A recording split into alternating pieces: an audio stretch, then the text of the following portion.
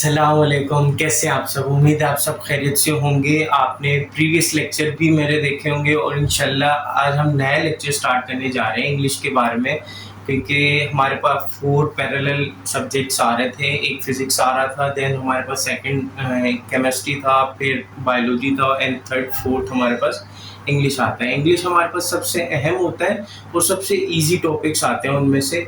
तो आज हम फर्स्ट टॉपिक के बारे में बात कर रहे हैं कि एक्टिव एंड पैसिव वॉइस क्या होता है। इंग्लिश में एक्टिव एंड पैसिव वॉइस हमारे पास सेंटेंस होते हैं, दो तरह से आते हैं। अगर हम ये पहचानना चाह रहे हो कि एक्टिव वॉइस और पैसिव वॉइस का फॉर्मेट हमारे पास क्या होता है, तो उसके लिए रूल हमारे पास ये कि अगर कोई सेंटेंस एक्टिव वॉइस में है तो स्टार्ट में सबसे पहले सब्जेक्ट आता है, देन हमारे पास वर्ब आता है, देन उसका ऑब्जेक्ट आता है। अगर हम पैसिव वॉइस की बात करें, अगर सब्जेक्ट एक्टिव वॉइस को पैसिव वॉइस में बदलना हो तो सबसे पहले हमारे पास ऑब्जेक्ट आता है। फिर कुछ स्पेशल रूल होते हैं जिसको हम चेंज करते हैं, वो अभी हम डिस्कस करेंगे। देन वर्ब की थर्ड फॉर्म यूज होती है, बाय यूज करते हैं एंड सब्जेक्ट यूज होता है हमारे पास। अच्छा, अगर बेसिक सवाल ये कर लें कि सब्जेक्ट क्या है, वर्ब क्या है एंड ऑब्जेक्ट क्या है। अगर सब्जेक्ट, वर्ब और ऑब्जेक्ट की बात करें तो सब्जेक्ट हर वो चीज़ होती है जो काम करने वाला होता है या काम करने वाली होती है। इसी तरीके से वर्ब हमारे पास वो चीज़ होती है जो काम हो रहा होता है बेसिकली, और ऑब्जेक्ट वो चीज़ होती है कि जिस पर काम हम करने जा रहे हो। अगर हम इसकी एक एग्जांपल लें कि अहमद स्कूल जाता है, अहमद स्कूल जाता है, तो अहमद कौन हुआ यहाँ पे? काम कर रहा है, तो अहमद यहाँ पे सब्जेक्ट हो गया। स्कूल जाता है, जाना उसका क्या हो गया? वहाँ पे वर्ब हो गया। और कहाँ जा रहा है? स्कूल जा रहा है, तो स्कूल हमारे पास क्या हो गया? ऑब्जेक्ट हो गया। एक और एग्जांपल लेके समझते हैं कि ईसा वीडियो एडिट कर रहा है। ईसा वीडियो एडिट कर रहा है। अब ईसा हमारे पास क्या हुआ? सब्जेक्ट हुआ। अच्छा, और वीडियो हमारे पास क्या हुई? ऑब्जेक्ट है। और क्या काम हो रहा है? एडिटिंग का हो रहा है, चेंजेस का हो रहा है, तो वो हमारे पास क्या हुआ? वर्ब। होपफुली आपको समझ में आया होगा। अच्छा, हम इसकी एग्जांपल्स भी देखेंगे, इसके एमसीक्यूज की प्रैक्टिस भी करेंगे, और आपको अगर लेक्चर नोट चाहिए हो इंग्लिश के हवाले से वो भी मैं प्रोवाइड कर दूंगा, एमसीक्यूज भी प्रोवाइड कर दूंगा आपको मैं। एक एग्जांपल और देख लेते हैं जो हमने बोर्ड पे मेंशन की हुई है कि आई लव माय सब्सक्राइबर के। अब ये हमारे पास एक सेंटेंस वो दिया हुआ है। अब हमने पहले आइडेंटिफाई करना है कि आई की ये एक्टिव वॉइस है या पैसिव वॉइस है। सबसे पहले आई कौन होता है? मैं का मतलब होता है सब्जेक्ट, मतलब यहाँ पे ये काम कर रहा है। अच्छा, किसी चीज को पसंद कर रहे हैं, तो पसंद करना हमारे पास क्या हुआ? वर्ब हुआ। अच्छा, कौन कर रहे हैं? वो हमारे पास ये हुए, तो ये हमारे पास ऑब्जेक्ट कहलाएगा। अगर हम इसको चेंज करें, होपफुली आपको सब्जेक्ट, वर्ब और ऑब्जेक्ट की समझ में आ गई। अब इसको हम जब चेंज करेंगे वो मैं आपको लास्ट में समझाऊंगा, क्योंकि हम पहले बाकी सारे रूल्स इसके देख लें, फिर आपको इजी होगा समझ। अब रूल में हमारे पास क्या है? फर्स्ट रूल हमारे पास क्या होता है कि जो आपके पास सब्जेक्ट है, एक्टिव वॉइस का जो सब्जेक्ट होता है वो ऑब्जेक्ट में चेंज होता है। नेक्स्ट हमारे पास स्पेशल रूल आते हैं, स्पेशल रूल को हम डिटेल में पढ़ते हैं।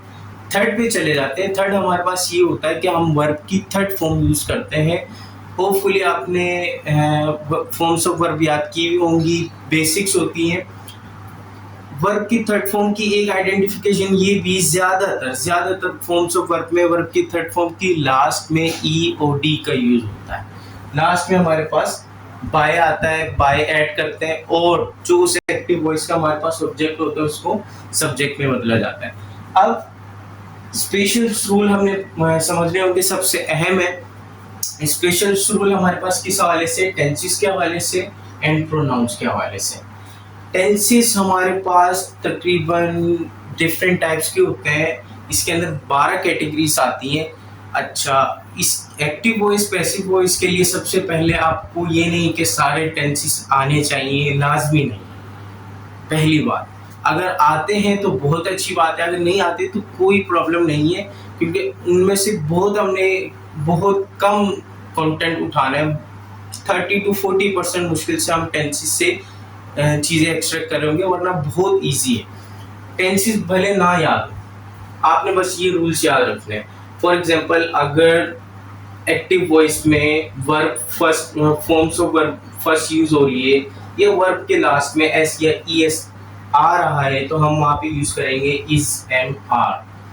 देन अगर एक्टिव वॉइस में कहीं पे भी इज एम आर का जिक्र है, तो हम वही यूज करेंगे, बस साथ में उसके बीइंग लगा देंगे।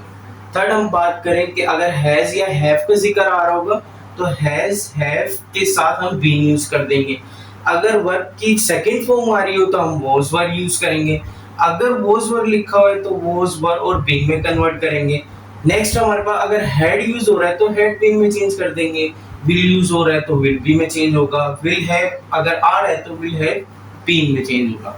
ये चेंजेस आपको लाजमी आनी चाहिए, लाजमी याद होनी चाहिए। अगर आपको टेंसेस नहीं भी आते, नो प्रॉब्लम, कोई बात नहीं। अच्छा, इसके अलावा हमारे पास चंद टेंसेस रहते हैं, तो वो फ्यूचर के होते हैं, बेसिकली पास्ट के और फ्यूचर के होते हैं, तो वो कन्वर्ट नहीं होते, जो मैंने यहाँ पे मेंशन कर दिए कि वो हमारे पास कन्वर्ट नहीं होते। अब प्रोनाउन की बात करें, प्रोनाउन हमारे पास तीन तरह के होते हैं। पर्सन्स बेसिकली कहलाते हैं, first person, second person and third person.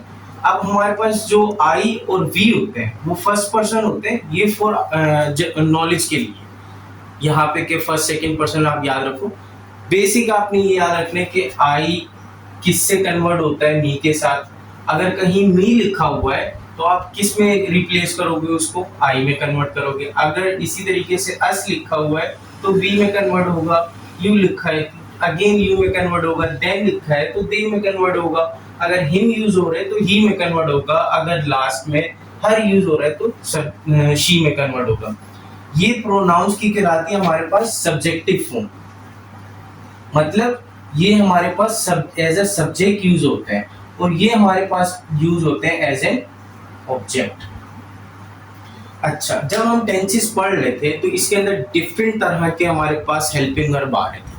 Is आ रहा है, एम आ रहा है, आर आ रहा है, वॉज आ रहा है, वर आ रहा है। डबल जो आ रहे हैं, बेसिकली उसकी बात होगी। अब यहाँ बात करें कि विल आ रहा है, तो विल के लिए कोई मसला नहीं, आप विल भी लगा दो। विल हैव आ रहा है, तो विल हैव भी लगा दो।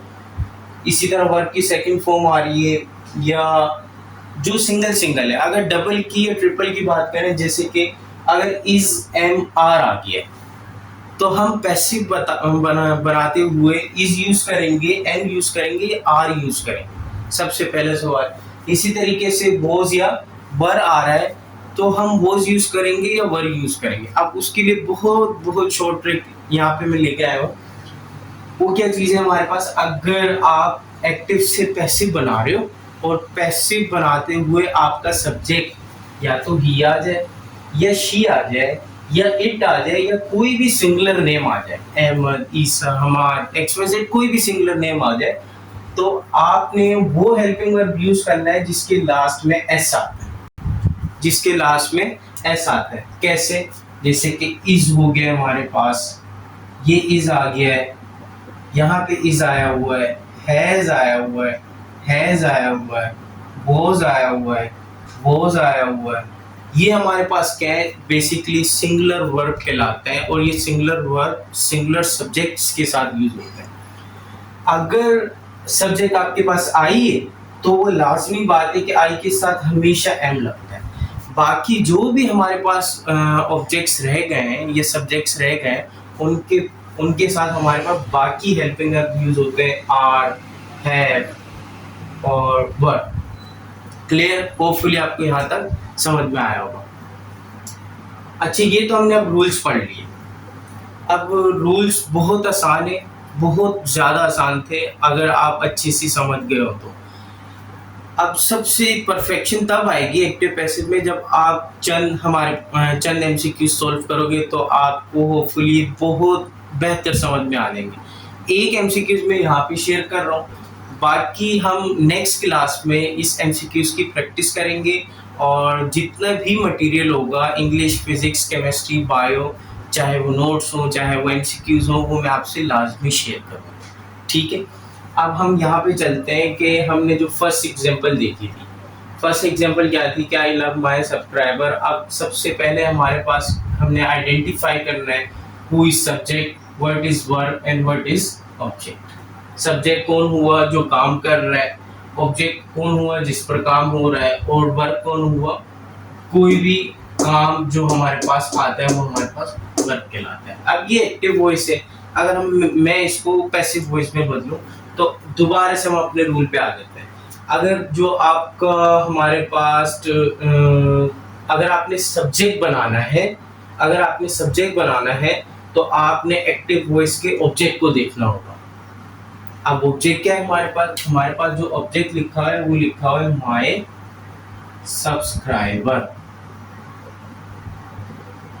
होपफुली आपको फर्स्ट थिंग समझ में आ गई होगी जो मैंने बोर्ड पे लिखी। अब नेक्स्ट के स्पेशल रूल के बारे में चले तो स्पेशल रूल में हमारे पास अगर हम वर्ब पे ध्यान दें कि वर्ब हमारे पास क्या है, लफ्ज जो लिखा है वो बेसिकली वर्ब की फर्स्ट फॉर्म होती है। अगर वर्ब की सेकंड या थर्ड फॉर्म होती तो लाजमी इसके साथ डी का यूज होता, लेकिन हमारे पास यहाँ पे डी का यूज नहीं हो रहा, तो फर्स्ट फॉर्म ऑफ वर्ब है। और फर्स्ट फॉर्म ऑफ वर्ब एक ही जगह लिखा है पूरे टेंसेस में। फर्स्ट फॉर्म ऑफ वर्ब हम अगर कन्वर्ट करना चाहे तो इज, एम या आर में बदलते हैं। अब माय सब्सक्राइबर लिख दिया, अब लेकिन सब्सक्राइबर एक से ज्यादा है तो ये प्लूरल हुआ है। प्लूरल के साथ हम इज या एस वाला वर्ब यूज नहीं कर सकते, एम वैसी आई के साथ यूज होता है, तो एक ही वर्ब बचा है हमारे पास, वो आएगा हमारे पास आर। माय सब्सक्राइबर आर। दो रूल हमने खत्म कर दिए, एक ऑब्जेक्ट को सब्जेक्ट बना दिया, स्पेशल रूल लगा दिए टेंसेस के। वर्ब की थर्ड फॉर्म, वर्ब के हमारे पास लव की थर्ड फॉर्म क्या होती है, लास्ट में आप डी लगा दो। तीसरा रूल हो गया, तीसरे रूल में आपने लास्ट में बाय भी ऐड करना है, ये हमने बाय ऐड कर दिया। और लास्ट हमारे पास क्या रहेगा, जो आपका सब्जेक्ट है अब आपने उसको ऑब्जेक्ट बनाना है। सब्जेक्ट क्या है हमारे पास आई। अब आई को आई नहीं लिख सकते क्योंकि आई, वी, यू, दे ये सब सब्जेक्टिव फॉर्म है। अगर आपको इनको ऑब्जेक्ट यूज करना है तो आई के बदले में मी यूज होगा, वी के बदले में अस यूज होगा, यू के बदले में यू यूज होगा, दे के बदले में देम, और ही के बदले में हिम, शी के बदले में हर। अब हमारे पास आई जब यूज हो रहा है तो हम इसको किस में बदलेंगे, मी। होपफुली आपको यहाँ तक समझ में आया वो होगा कि हमने किस तरीके से एक्टिव वॉइस को पैसिव वॉइस में बदला है। अच्छा, बाकी जो एमसीक्यूज की प्रैक्टिस है इंशाल्लाह वो नेक्स्ट क्लास में करेंगे। आप लोग ज़्यादा से ज़्यादा बस वीडियो को वॉच करें, लाइक करें, मुझे सपोर्ट करें ताकि मैं और वीडियोस आपके लिए बनाता रहूँ इसी तरीके से। थैंक यू, अल्लाह हाफ़िज़।